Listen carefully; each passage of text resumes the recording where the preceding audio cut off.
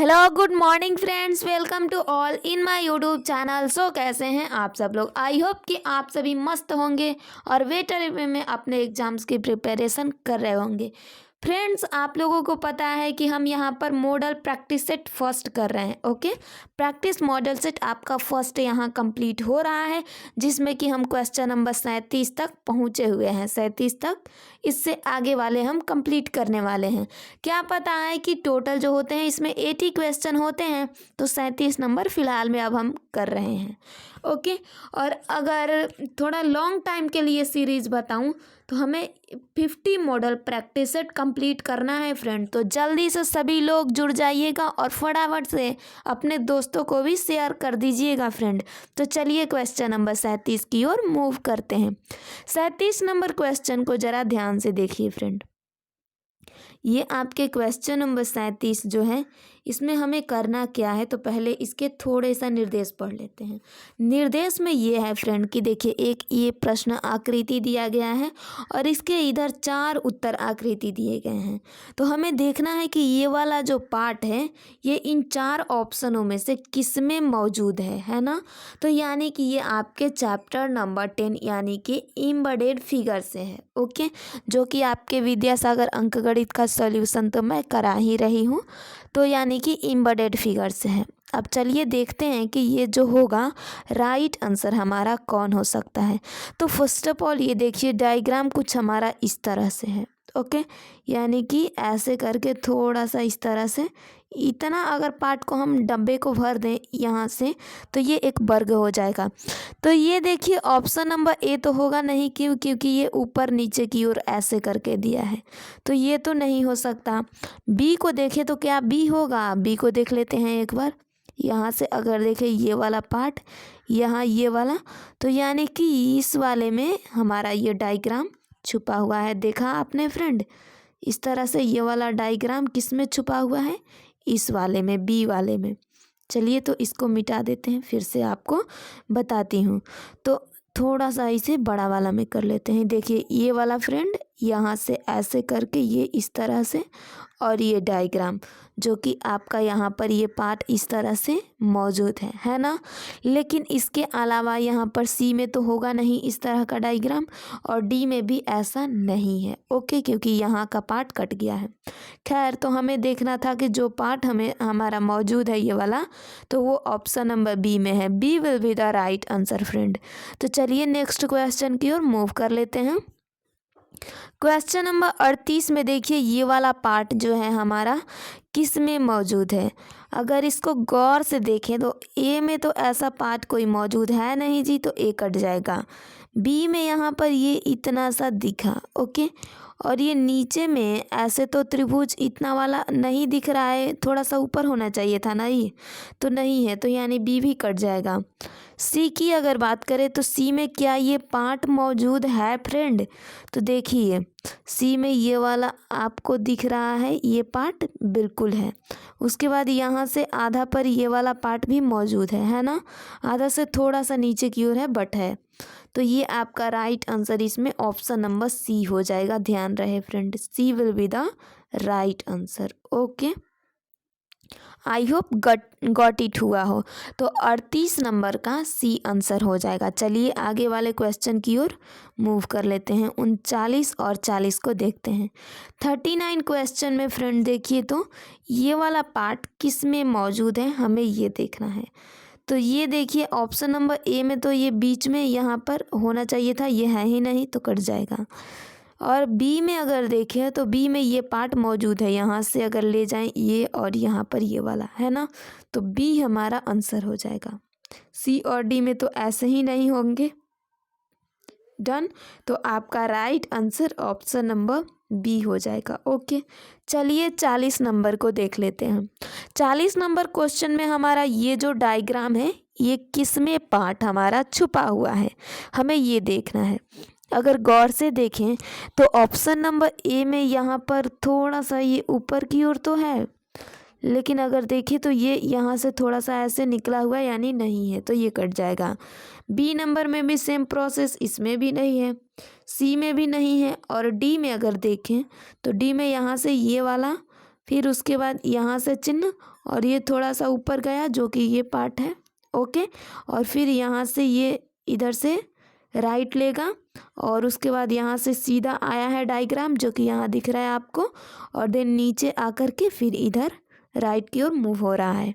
तो मतलब ये हमारा डायग्राम कुछ इस तरह से निकल करके आ गया है फ्रेंड। ऐसे करके ये थोड़ा सा इक्वल पार्ट में है ना, और इधर से ऐसे करके, यानी ये जो डायग्राम है बिल्कुल ऑप्शन नंबर डी में है। तो कुल मिला करके यही कहने का मतलब है कि ये जो पार्ट आपका छुपा हुआ है ऑप्शन नंबर डी में। Okay, D will be the right answer friend. I hope आप लोगों को ये 4 क्वेश्चन समझ में आया। तो चलिए अब आगे हम मैथ की ओर सॉल्व करने की ओर प्रोसेस में चलते हैं। ओके, रीजनिंग्स 40 रीजनिंग्स कंप्लीट हो गए। अब इस क्वेश्चन को ज़रा ढंग से देखिएगा फ्रेंड। ओके, इस क्वेश्चन में क्या कह रहा है, 41 नंबर, 21 गैलन मिश्रण में शहद और पानी का अनुपात 2:3 है। यानी देखिए पूरे जो मिश्रण है, मिश्रण किसे कहते हैं, 2 पदार्थों के मिले हुए चीज़ को मिश्रण कहते हैं। तो जो ये मिश्रण है 21 गैलन का है, और 21 गैलन में से 2 भाग तो ये क्या है कि आपके शहद यानी मधु, ये क्या कहते हैं जी उसे, बी यानी कि मधुमक्खी जो होती है, अरे उसे मध कहते हैं ना। उतना हमें हनी उतना मतलब कि डिप्थ में जाना नहीं है, थोड़ा हिंदी वर्ड में थोड़ा सा कंफ्यूजन हो जाता है, हनी। ओके, तो देखिए 21 गैलन मिश्रण में शहद और पानी का अनुपात 2:1 है। उसमें जो देखिए 21 गैलन टोटल मिश्रण है, शहद जो है 2 भाग और पानी 1 भाग है। 7 गैलन और पानी मिलाने पर शहद और पानी का अनुपात क्या होगा। तो देखिए ये मिश्रण क्या है, 2:3 के फॉर्म में है। तो देखिए अनुपात के लिए हम इसे 2x और 1x लिखेंगे, ठीक है। तो ये जो मिश्रण है कितने का है, 2 अनुपात, यानी 2x तो आपके शहद है और प्लस पानी कितना है, 1x। तो देखिए x के पास हमेशा एक छुपा रहता है, इसीलिए सिर्फ 1 लिखते रही हूँ। ओके, और टोटल मिश्रण कितना है, 21 गैलन का। तो ये 21 गैलन हो गया है ना। इसे जोड़ेंगे तो ये क्या होगा, 3x इज इक्वल टू 21। तो यहाँ पर x बराबर क्या हो जाएगा, 21 और बटे में 3 यानी कि 7। तो x बराबर जब 7 आ रहा है, और हमें क्या पता है, हमें यहाँ पर ये पता है फ्रेंड कि जो शहद है हमारा 2x है। ओके, थोड़ा सा अच्छे से लिख लेते हैं फ्रेंड। शहद क्या है, 2x है, और पानी, शहद रेशियो पानी के फॉर्म में अब कर लेते हैं। तो शहद के बारे में क्या पता था कि 2x है, 2x, x का मतलब 7 आया है, यानी 2 गुने 7 कितना है, तो 14 है। ओके, 14 गैलन क्या है, शहद है, और पानी क्या है, पानी 1 है, यानी कि पानी 7 है। तो देखिए अब यहाँ तक ये आया कि यानी आपको अगर बात कहें, ये 2 गुने 14 लिख दी हूँ, 14 होगा, 2 गुने 7 होगा ना, क्योंकि x और ये देखिए 2 तो है, x का मान 7, तो 2 गुने 7 होगा। यहाँ तो आ गया 14 और रेशियो ये है पानी का 7। तो हमसे क्या पूछा गया है कि 21 गैलन शहद में पानी और शहद का अनुपात 2:1 है, ठीक है। तो ये शहद और पानी बराबर 21 गैलन, ठीक है, दोनों को मिला करके बना है, ठीक है। तो ये 3x बराबर 21 और x बराबर 7 आया है। तो हमें पता है कि 2 गुना जो है 2x है, शहद है, यानी कि 14 गैलन शहद है और 7 गैलन पानी है। लेकिन इस कंडीशन में आगे और बोला जा रहा है कि 7 गैलन और पानी मिलाने पर शहद और पानी का अनुपात क्या होगा। तो देखिए ये तो कंडीशन है, इसमें और हम 7 गैलन पानी मिला देते हैं, तो ये पानी और शहद का अनुपात अब क्या बना, 14:14, यानी दोनों को 14 से कटा करके 1:1 हम कह सकते हैं, है ना। तो आपका राइट आंसर यहाँ पर हो जाएगा 1:1। Okay, these are the right answer. अब आपका right answer option number C will be the right. तो चलिए क्वेश्चन नंबर 42 को देख लेते हैं। 42 में क्या दिया है फ्रेंड, वह छोटी से छोटी संख्या क्या होगी जिसे 14,700 से गुणा करने पर गुणनफल पूर्ण वर्ग हो जाए।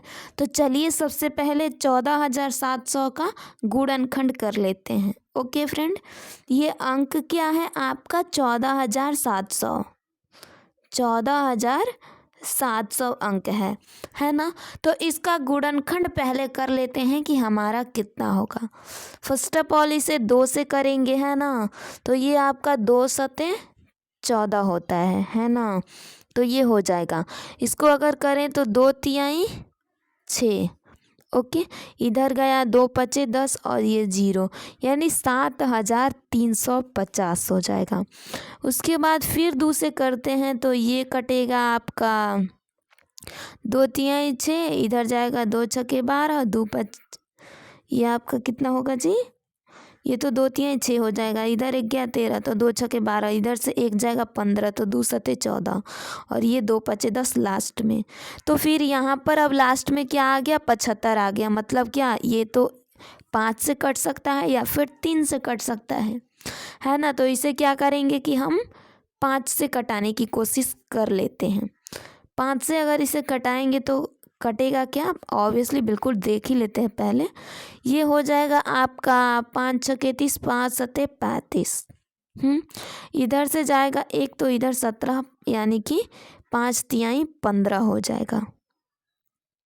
ओके, तो 5 तिहाई 15 तो हो गया। 2 इधर जाएगा अब, तो ये 5 25 हो जाएगा। ज़रा ध्यान से फ्रेंड देखिए, यहाँ पर 36 दिया है तो 5 सते 35 होगा। 1 जाएगा इसमें, ये 17 होगा, तो 5 तिहाई 15। 2 बचेगा, 5 वाले में जाएगा, वो 25 हो जाएगा, तो 5 25। यहाँ तक डन है। तो आगे देखिए, फिर इसे 5 से करेंगे क्योंकि लास्ट में 35 है। तो इसे अगर करेंगे 5 1 कम 5 हो जाएगा, है ना। और इधर 2 जाएगा, यानी कि ये तो 23 हो जाएगा। तो 5 चौके 20, 3 इधर जाएगा, 5 सते 35, यानी 147 हुआ। तो इसे 7 ले अगर हम करेंगे फ्रेंड, तो ये तो हमारा हो जाएगा 2 और ये हो जाएगा 1, 21 हुआ। फिर इसे 7 ले करेंगे तो क्या बचेगा, 3 बचेगा। तो यहाँ पर देखिए, कुल मिला करके पहले जोड़ा वालों को लिख लेते हैं। जोड़ा वाला ये हो गया, यानी ये तो हो गया 2 का स्क्वायर और गुने 5 का स्क्वायर और गुने 7 का स्क्वायर। तो सिंगल क्या बचा है, ये सिंगल 3 बचा है।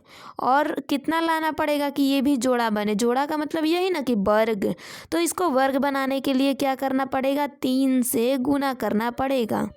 ओके, 3 से गुना करना पड़ेगा। हमारा यही राइट आंसर होगा। यहाँ 3 से गुना करेंगे तब जा कर के ये जो होगा एक वर्ग बन पाएगा 14700। ओके, तो देखिए यहाँ पर जो राइट आंसर होगा ये वाला 3 संख्या ये होगी जिसे कि 14700 से गुना करने पर गुणनफल एक पूर्ण वर्ग हो।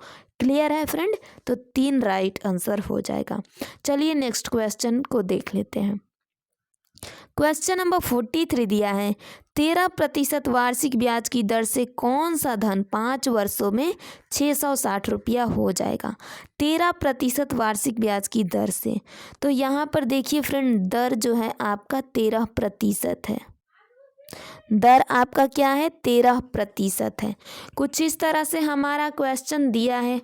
तो दिया है कि 13% वार्षिक ब्याज की दर से 5 वर्षों में, अब टाइमिंग क्या है फ्रेंड, तो 5 ईयर है। ओके, 5 वर्षों में कितना हो जाएगा जी, 660 रुपया। तो जो होता है उसे क्या कहते हैं, मिश्र धन। मिश्र धन 660 रुपया हो जाएगा। ओके, कुछ क्वेश्चन हमारा इस तरह से है। तो हमें क्या बताना है इसमें, हमें इसमें बताना है मूलधन। मूलधन के लिए फॉर्मूला सिंपल वे में क्या होता है, तो ऑब्वियसली आपको भी पता होगा। वैसे अगर आप लोगों को क्लियर नहीं है तो मैं बता देती हूँ, है ना। अब देखिए, मूलधन बराबर एक फॉर्मूला हो जाएगा जो कि आपका होगा मिश्र धन गुने 100 बटा में 100 प्लस समय गुने दर, यानी T into R. Okay, time into rate, कुछ इस तरह से हो जाएगा। तो हमें क्या पता है कि मिश्रधन हमारा 660 है। तो ये 660 हो जाएगा गुने 100 और बटा में 100 प्लस समय गुने दर। तो समय क्या है 5, ओके, और दर क्या है 13%। तो ये आपका हो जाएगा 660 गुने 100 और प्लस क्या होगा जी नीचे, ये 13 पच्चे 65, यानी टोटली मिल करके 150 165 हो जाएगा फ्रेंड। डन है, तो ये आपका 165 हो जाएगा। अब देखिए तो क्या इसमें कोई अंक ऐसा है जो कि हमारा बिल्कुल ही कटने वाला हो, तो ऑब्वियसली इसमें अंक जो है हमारा कटने वाला है। अगर करें तो ये हो जाएगा आपका 20-25 100 है ना, तो ये 5 ले कटाएंगे तो 20-25 100 होगा। और इसको अगर 5 ले कटाएं तो ये क्या होगा, 5 तिहाई, ये तो 15 हो जाएगा, इधर जाएगा 5 तिहाई 15 यानी 33 हो जाएगा। ये वाला कटेगा 33 दूनी 66 हो जाएगा, है ना। तो ये आपका 2 बार में कटा, 2 और ये 0 बचा हुआ है, ध्यान रखिएगा। तो क्या है कि 20 गुने 20 आ गया। अब 20 यहाँ क्या होता है आपको भी पता है, 400। तो ये हमारा मूलधन 400 राइट आंसर हो गया फ्रेंड। आई होप ऑब्वियसली आप लोगों को क्लियर होगा। अगर कोई भी क्वेरीज हो तो फिर बताते जाइएगा। चलिए, तो 400 रुपया, option number B will be the right answer friend. Next question की ओर मूव कर लेते हैं। क्वेश्चन नंबर 44 देखिए।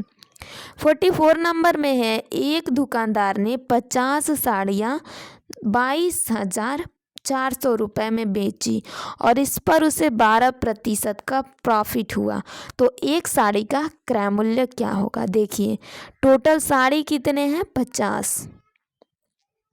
टोटल साड़ी 50 हैं। ओके, ये कितने रुपए में, 22,400 रुपये में बेची गई ये 50 साड़ियाँ। इन पर प्रॉफिट कितना हुआ, 12% का। तो ऑब्वियसली क्या है कि जब ये प्रॉफिट हुआ है तो हम इसका क्रय मूल्य ज्ञात कर सकते हैं ना फ्रेंड, कि इसका क्रय मूल्य क्या हुआ होगा। ओके, जब 12% लाभ हुआ है तो इसका क्रय मूल्य हम ज्ञात कर सकते हैं। अब क्रय मूल्य बराबर कैसे ज्ञात करेंगे, सीपी, यानी कि क्रय मूल्य बराबर होता है विक्रय मूल्य बटा में 1 प्लस लाभ बटा में 100। इस फॉर्मूला पर हम सॉल्व करते हैं। तो देखिए विक्रय मूल्य क्या है कि आपका, देखिए तो 22,400, तो ये है आपका 22,400 विक्रय मूल्य। प्रॉफिट हुआ है 12%, यानी 1 प्लस 12 बटा में 100। तो खैर इसे डायरेक्ट मैं 112 बटे में 100 लिख सकती थी, लेकिन हो सकता है कि आप लोगों को कोई क्वेरीज हो जाए, इसीलिए मैं कोई रिस्क लेना नहीं चाहती थी। तो 22,400 और बटे में 100 भी कम 100, ये 12 112। ओके, नीचे का 100 चूँकि ऊपर चला जाएगा यहाँ पर आ जाएगा, ठीक है। इसको अगर कटाएं तो ये हमारा 2 बार में कटेगा। ओके, तो यानी 200 गुने 100 कितना होगा जी, 200 गुने 100 अगर बात करें तो ये हो जाएगा 20,000। ओके, ठीक है ना। तो ये हमारा क्या हो गया फ्रेंड, ये हो गया 20,000, यानी कि टोटल साड़ी का मूल्य 20,000 हो गया। क्रय मूल्य 50 साड़ियों का क्रय मूल्य, और हमसे क्या पूछा गया है, एक साड़ी का। तो जब 50 साड़ी का क्रय मूल्य क्या है, जब 50 साड़ी का क्रय मूल्य आपका है 20,000। ओके, तो एक साड़ी का क्रय मूल्य क्या होगा, आप बता सकते हो फ्रेंड। एक साड़ी का क्रय मूल्य हो जाएगा 20,000 और बटे में 50। ओके, ये कटेगा 50 चौके 200, यानी कि 400 रुपया एक साड़ी का क्रय मूल्य हो जाएगा। आई होप आप लोगों को ऑब्वियसली क्लियर होगा फ्रेंड। तो चलिए एक बार अपना आंसर देख लीजिए। यहाँ पर option number D will be the right answer friend. I hope आप लोगों को कोई भी क्वेरीज नहीं होगा और बहुत अच्छे से समझ में आया होगा। तो चलिए नेक्स्ट क्वेश्चन देख लेते हैं। क्वेश्चन नंबर 45 नंबर में दिया है, खुशबू ने एक टेस्ट में 35 में से 28 अंक प्राप्त किया, उसे कितना प्रतिशत का अंक प्राप्त किया। अब उसने कितना प्रतिशत का अंक प्राप्त किया, तो देखिए टोटल अंक क्या है, टोटल जो है 35 अंकों का टेस्ट है, और जितना भी उसने प्राप्त किया है तो प्राप्त अंक का प्रतिशत कैसे ज्ञात करते हैं, प्राप्त अंक का प्रतिशत बराबर क्या होता है, प्राप्त अंक गुने 100, प्राप्त अंक और गुने 100 हो जाएगा। बटा में देखिए आधार मानते हैं पूरे अंकों को, ओके, यानी कि टोटल डिजिट, टोटल अंक को। तो खैर यहाँ पर देखिए खुशबू कितने में से 35 में से 28 अंक प्राप्त की है। तो प्राप्त अंक तो उसका 28 है ना, और 35 का परीक्षा था तो 35 नीचे रहेगा। परसेंटेज निकालना है तो गुने 100 कर लेंगे। Done friend. तो कुछ इस तरह से हमारा हो जाएगा। चलिए इसे हम सॉल्व करने की कोशिश करते हैं। ये कटेगा 5 सत्ते 35 और ये कटेगा 20 25 100। ये कट जाएगा 7 चौक 28 और ये आपका हो जाएगा 4 दूनी 8 यानी 80% है ना। तो आपका 80% बिल्कुल राइट आंसर हो जाएगा। ये जो लड़की है इसका नाम क्या है? खुशबू। तो खुशबू ने 80% अंक प्राप्त किया है। आई होप आप लोगों को बहुत अच्छे से क्लियर हुआ होगा। अगर कोई भी क्वेरीज लगे तो बेझिझक बताइएगा और हाँ कमेंट जरूर करिएगा। क्वेश्चन नंबर 46 देखिए फ्रेंड, 5 क्रमागत विषम संख्याओं का औसत होगा।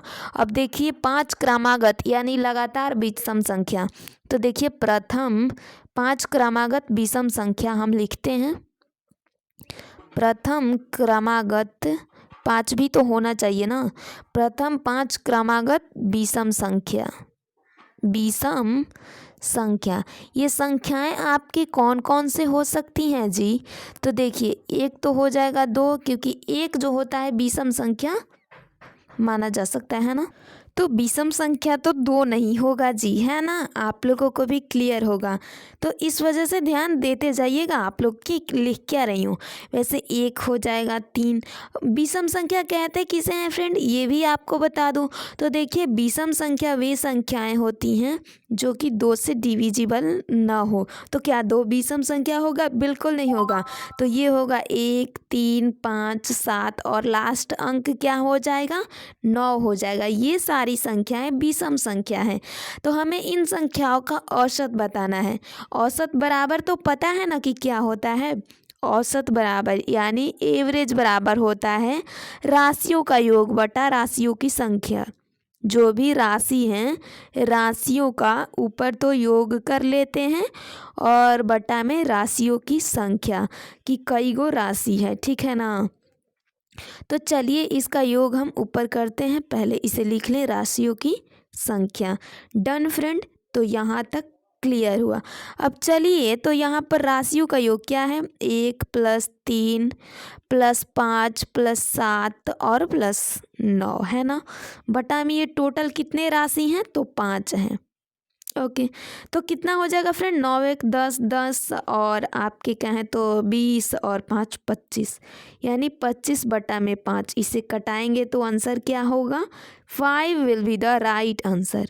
तो देखिए 5 क्रमागत विषम संख्याओं का औसत जो होगा 5 होगा। क्लियर हुआ फ्रेंड। तो इस तरह से आपका आंसर ऑप्शन नंबर ए हो जाएगा। ध्यान रहे फ्रेंड कि ये आपके विषम संख्याएं कौन होते हैं और भाज्य अभाज्य संख्याएं प्राकृतिक संख्याएं कौन होते हैं।